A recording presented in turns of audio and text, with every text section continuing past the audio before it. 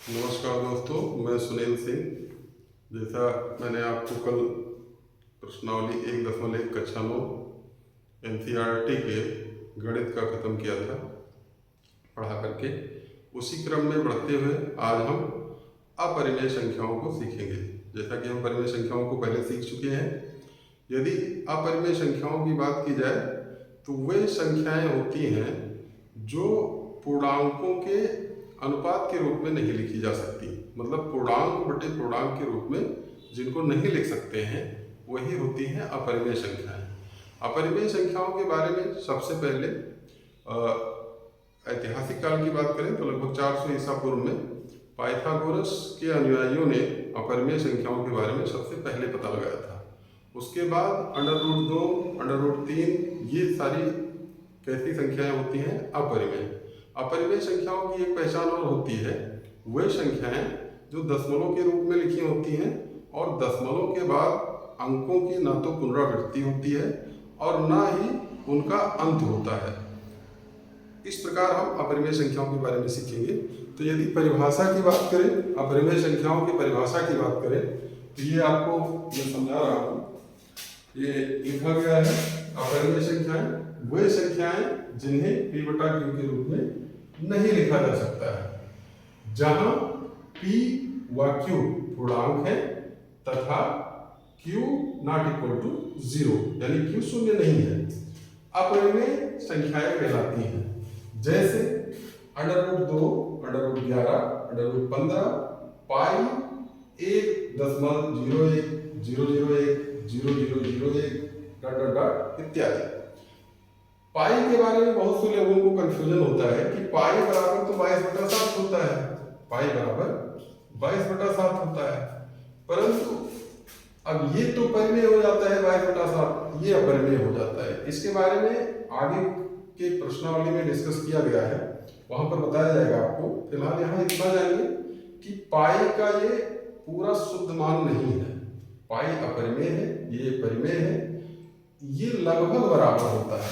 ये पाई का लगभग मान है, यूं लगभग बराबर का ये चिन्ह होता है। इस प्रकार से लिख सकते हैं कि पाई लगभग बराबर होता है 22/7 के। पाई का मान अभी तक कोई नहीं निकाल पाया है, यहाँ तक कि सुपर कंप्यूटर भी इसका मान दशमलव के बाद ट्रिलियन टाइम्स तक निकालने में ही सक्षम है। तो ये बड़ा टेढ़ा चीज है फिलहाल पाई। अब आगे बात करेंगे परिमेय संख्याओं व अपरिमेय संख्याओं का संग्रह जो होता है उसको वास्तविक संख्या कहते हैं, जो कि आप कक्षा 10 में पढ़ेंगे। प्रत्येक वास्तविक संख्या को संख्या रेखा के एक अद्वितीय बिंदु से निरूपित किया जा सकता है। अगर हम संख्या रेखा की बात करें तो इसको वास्तविक संख्या रेखा बोलते हैं। क्यों बोलते हैं, अभी देखते हैं। साथ ही संख्या रेखा का प्रत्येक बिंदु एक अद्वितीय वास्तविक संख्या को निरूपित करता है। इसी कारण संख्या रेखा को वास्तविक संख्या रेखा कहते हैं। अब अगर हम संख्या रेखा पर बिंदुओं की बात करें तो आप जानते हैं यहां से यहां तक अनंत बिंदु हैं, और ये ध्यान रखना चाहिए कि इसके बीच जितने बिंदु हैं वो एक अलग प्रकार की संख्या रेखा को प्रदर्शित करते हैं। हर एक बिंदु अलग अलग संख्या। अब आप जानते हैं कि बिंदु की कोई सीमा तो होती नहीं है। आप लेंस लगा करके इसको देखते जाइए, बहुत बड़ा दिखेगा, फिर छोटा कीजिए, एक बिंदु लीजिए, उसको और लेंस लगाइए, हैवी वाला और बड़ा दिखेगा, उसके टुकड़े करते जाइए आप, और इस प्रकार देखेंगे कि 0 से 1 तक अनंत बिंदु हैं, और 0 से 1 तक अगर अनंत बिंदु है तो कितनी संख्याएं होंगी? अनंत। 0 से 1 के बीच में कितनी संख्याएं होंगी? अनंत। जो कि आपको पिछले वीडियो में बताया जा चुका है कि दो परिमेय संख्याओं के बीच में अनंत परिमेय संख्याएं होती हैं। इसी प्रकार अगर यहाँ हम बात करें दो अपरिमेय संख्याओं की, तो दो अपरिमेय संख्याओं के बीच में भी अनंत अपरिमेय संख्याएं होती हैं। तो इस प्रकार से आप अपरिमेय संख्याओं के बारे में सीखते हैं।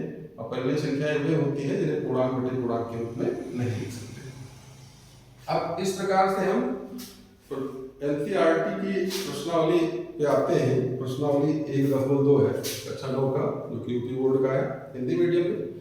यही चीज 2 कॉपी इंग्लिश में चलती है CBSE बोर्ड में। तो CBSE के बच्चे भी सीख सकते हैं, सब कुछ हिंदी में। यहाँ लिखा गया है प्रश्नावली 1.2 है, पहला प्रश्न है। इसको मैं आपको दिखा दे रहा हूँ, आप किताब में देख भी सकते हैं। और इसमें लिखा गया है कि नीचे दिए गए कथन सत्य है या असत्य, कारण के साथ उत्तर दीजिए। पहला लिखा गया है, पहले का पहला प्रश्न है, प्रत्येक अपरिमेय संख्या एक वास्तविक संख्या होती है। तो आप जानते हैं कि जब वास्तविक और अवास्तविक संख्याओं दोनों को जब परिमेय और अपरिमेय संख्याएं दोनों को मिलाकर के वास्तविक संख्या बनती है, तो जाहिर सी बात है प्रत्येक अपरिमेय संख्या वास्तविक संख्या होगी, सत्य है। पहले की दूसरे की बात करें, दूसरे खंड की, कह रहा है संख्या रेखा का प्रत्येक बिंदु अंडर रूट यम के रूप का होता है, जहां यम एक प्राकृतिक संख्या है। ये पूरी तरह गलत है, क्योंकि प्रत्येक बिंदु अंडर रूट यम के रूप का नहीं होता है। अगर हम बात करें तो किसी भी संख्या का वर्गमूल माइनस में नहीं उत्तर देता है संख्या रेखा पर। तो पहले का दूसरा वाला असत्य है। तीसरे की बात करें, पहले का तीसरा खंड, प्रत्येक वास्तविक संख्या एक अपरिमेय संख्या होती है।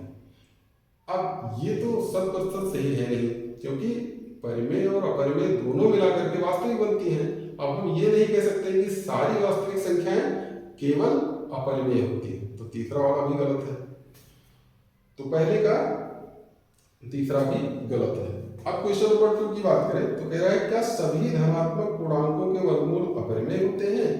तो देखिए, सभी धनात्मक पूर्णांकों के वर्गमूल अपरिमेय नहीं होते हैं। क्यों नहीं होते हैं? क्योंकि आप देख सकते हैं, अगर हम बात करें अंडर रूट 9, तो इसका आंसर आ जाएगा +3। ये अपरिमेय कहाँ है?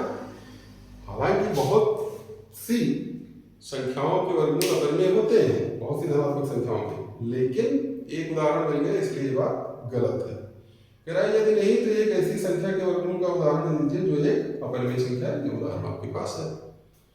अब प्रश्न संख्या 3, इसका बहुत ही अलग तरह का प्रश्न है, जिसको आप देख सकते हैं। ये कह रहा है अंडर रूट 5 का संख्या रेखा पर निरूपण कीजिए।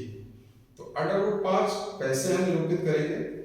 जैसा कि पहले मैंने आपको बताया कि अपरिमेय संख्याओं की खोज सबसे पहले पाइथागोरस के अनुयायियों ने किया था।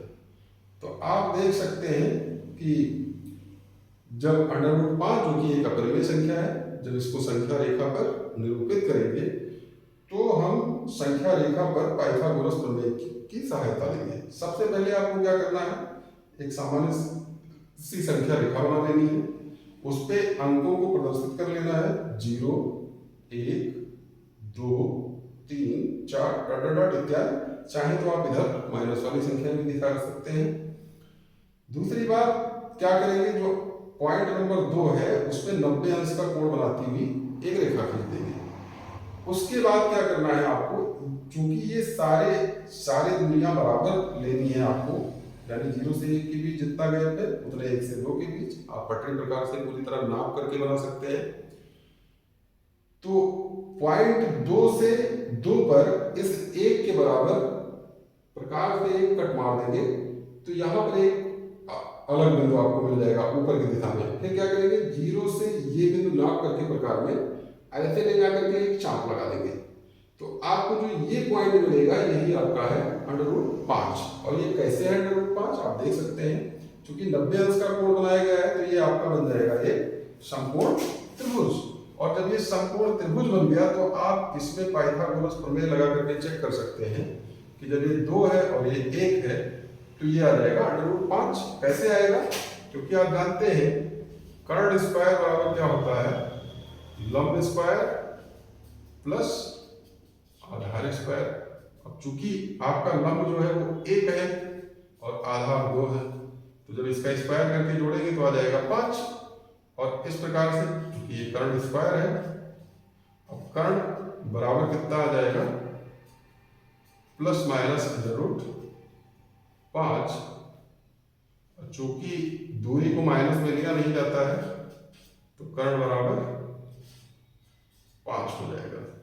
तो इस प्रकार से आप देख सकते हैं कि ये पूरी तरह से क्लियर हो गया। और ये आपकी प्रश्नावली 1.2 इस प्रकार से समाप्त हुई।